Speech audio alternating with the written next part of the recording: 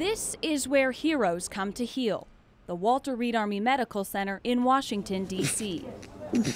Army Specialist Josh Craven is one of those heroes. I was just doing my job. How you doing? In pain. At age 23, the Asheboro native faces more challenge than most men his age. Just 3 months ago, Josh almost died.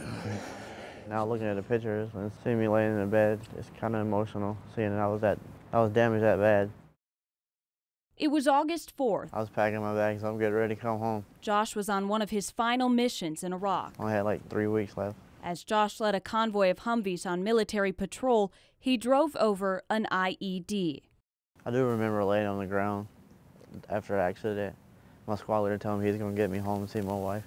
And we was going to have a lot of kids. He told me he was going to have a lot of kids.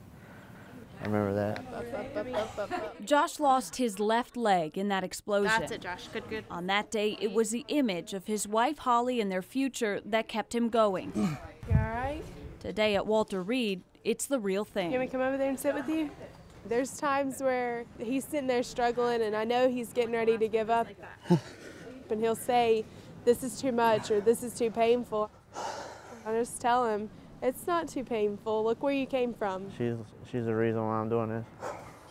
So I can just stand up and give her a hug, just walk beside her. Even though his left leg is amputated, Josh struggles with phantom pain. A piece of shrapnel went through my thigh, about the size of your fist. In his right leg, he still fights infection. The skin was completely gone.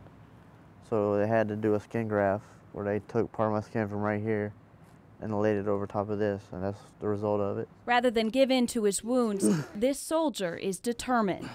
I want to get better. I want to be back to normal. I want to get out of this hospital. Once ranked among the top in his platoon for strength and endurance, Josh will settle for no less. I don't know. I know it's big for him, but it's almost even bigger for me sometimes. His wife Holly knows every drop of sweat marks progress. Because he's the one doing it, and I get to see it. I get to see him do it and see where he came from. Just the little things. You don't take stuff for granted anymore. You just take each day one step at a time. 5 days a week, Josh spends at least an hour here in physical therapy. It's been a few days, right? Yep. In late September, a milestone. Doctors fitted Josh with a prosthetic leg. It feels good to put it on, but it's going to feel even better when I can actually walk. Using his upper body strength, Josh navigates between the bars. With each small step, he inches closer to his goals. Everything is a first for us, and yeah, it's emotional. I tear up every time. It's like, I'm so proud of him, proud of everything he does. Looks good. As Josh continues to heal, That's the most I've walked on it so far. this is home is where the couple stays. for now. A hotel room turned apartment This is the man station. This is my station. fit for newlyweds. I can put whatever I want here, but everything else is hers. You get that little dresser, she gets the rest? That little dresser, yes.